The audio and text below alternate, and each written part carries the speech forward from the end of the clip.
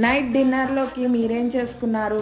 నేనైతే పనసాకులతోటైతే ఇడ్లీ చూపిస్తున్నాను. నేనైతే ఇవి అప్పుడప్పుడు ట్రై చేస్తూనే ఉంటారు. ఎవరైనా ట్రై చేసిన వాళ్ళు ఉంటే మరి కామెంట్ చేయండి. తర్వాత అయితే మనం ఈ ఆకులు కోసుకున్నాక కడుక్కోవాలి.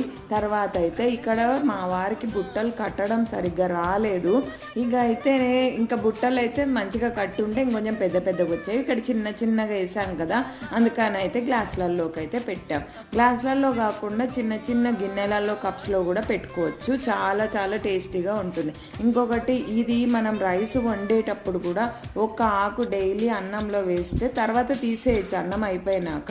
అది ఆరోగ్యానికి మంచిదిట. మా బాబాయ్ నాకు రీసెంట్గా చెప్పారు ఈ విషయం.